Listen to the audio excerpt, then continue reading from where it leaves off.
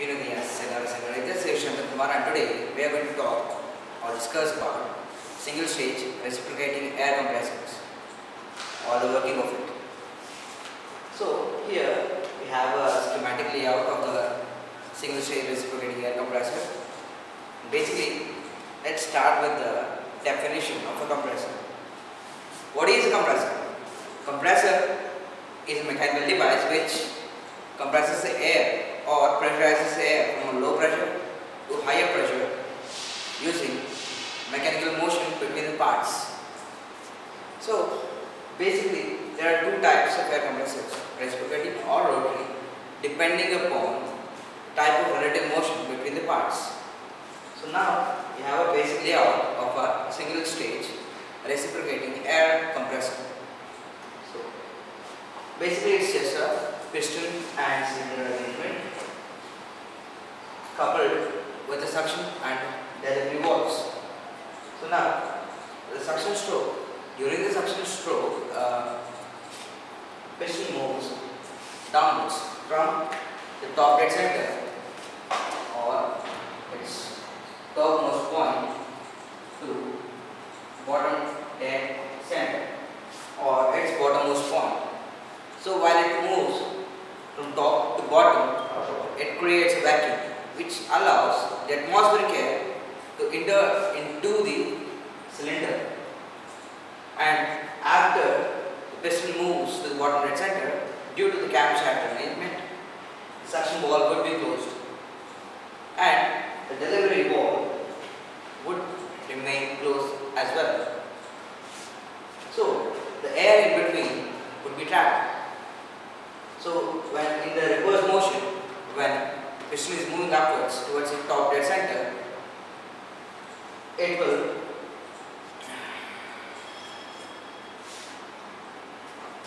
when the piston moves towards the top dead center,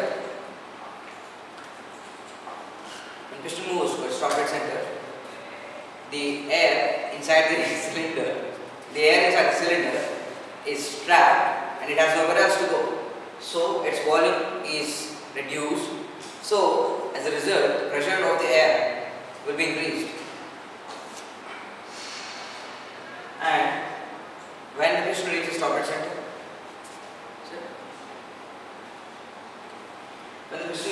center, the delivery valve would be open and a delivery takes place. So let's take a look at the pressure versus volume diagram of a single stroke reciprocating air compressor. So when we plot a graph with its volume at x-axis and pressure at y-axis, we get a PV diagram or pressure versus volume diagram. Well, we use pressure versus volume diagrams or PV diagrams for any mechanical system to study the work interactions. We use a PV diagram of any mechanical system or thermodynamic system to study the work interactions of that particular system. So when we consider the PV diagram of our compressor, it will resemble something like this.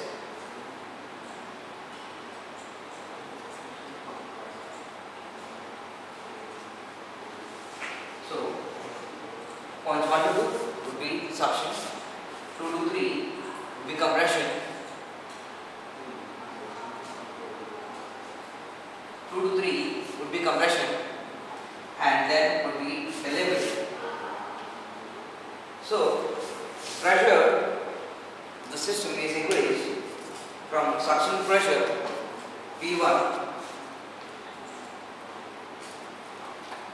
to delivery pressure P2, while the volume of that system is reduced from suction volume V1 to suction delivery volume V2. So there are basically three types of compression.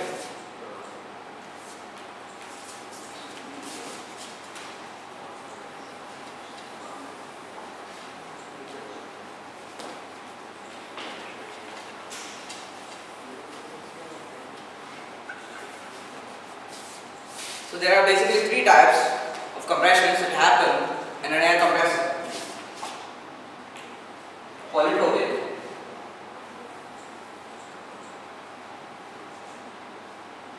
isentropic,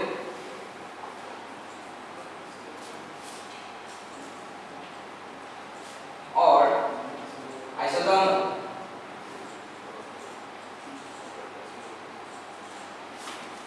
So let's start from the bottom. When the isothermal compression happens during every E.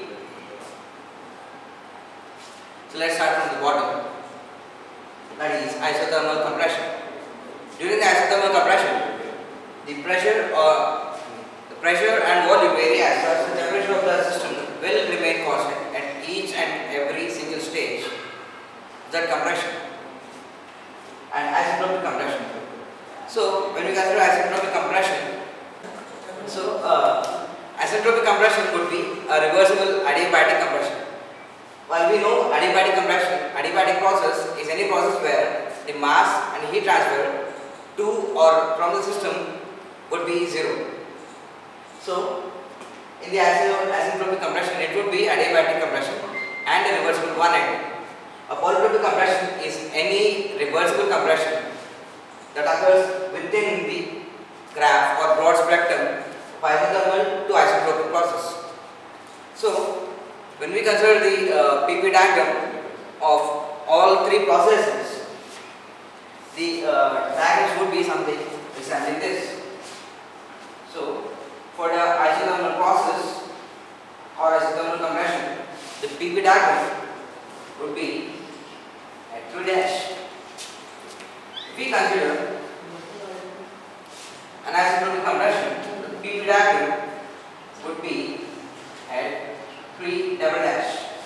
And as I was saying, the PV diagram is used to know or study the work interactions of the system.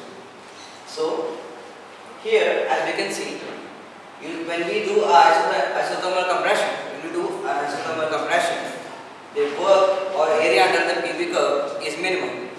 So the work will be minimized. The work we provide into the system will be minimized. When we do an isentropic compression, the work that's required per cycle would be maximum. And for a polytropic compression, the work required would be somewhere between isothermal and polytropic compression. So to calculate the work interactions, we just use mathematical formulas given by mathematicians, because we engineers are lazy bums and we like to use whatever we can. Whatever the scientists or physics guys invent or discover, we use their theories. Whatever the maths guys develop methods to solve the problems, we use them. We use the mathematicians' techniques to solve the problems. So we basically don't invent anything. We just reuse what are discovered by other guys. So let's consider the work required. So today we shall discuss about the work requirement in a polytropic compression. Polytropic compression. So as I was saying, the work required for that system would be the area under the pressure versus volume curve. So this would be P2V2 minus P2V2 minus P1V1 by n minus 1 minus P1V1. So we can simplify it as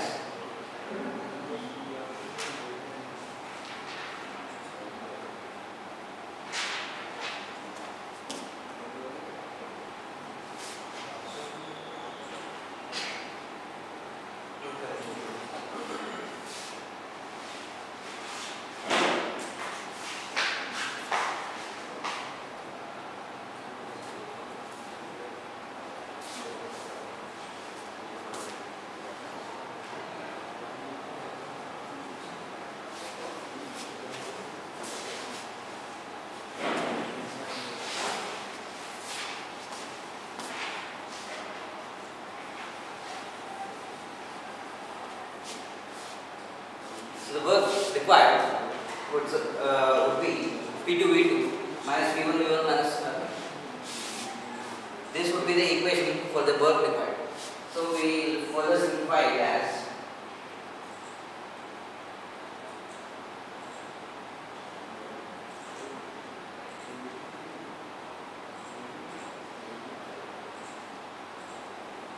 which would be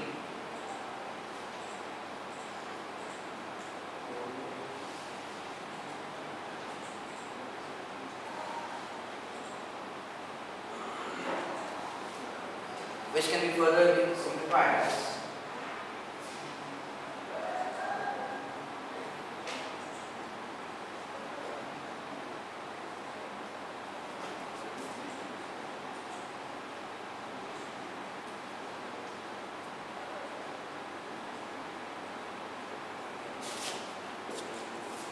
so as you can see, the work required or the area under P2V2 is lesser than P1V1. So whatever the work we derive from this equation will always be negative because work is given to the system and not withdrawn from the system or derived from the system. So if we consider just the magnitude of the work, the equation would be n by n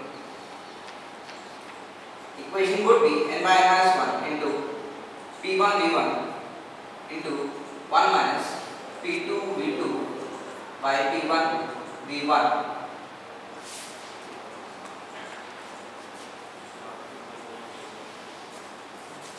Now we have basic premise to calculate the work required per cycle for a single stage reciprocating air compressor. But here the delivery volume is not exactly fixed for a system and it depends entirely upon the process of compression. So whenever we like to derive what we need, we will always try to have the equation in terms of what we can define or what we can know. So here in our compressor, the suction pressure and delivery pressure will always be defined, and delivery volume or suction volume can always be calculated. So we try to simplify the equation in terms of given or known values. So the equation of compression is PV power n equal to constant, which would be P1V1 power n is equal to P2V2 power n. So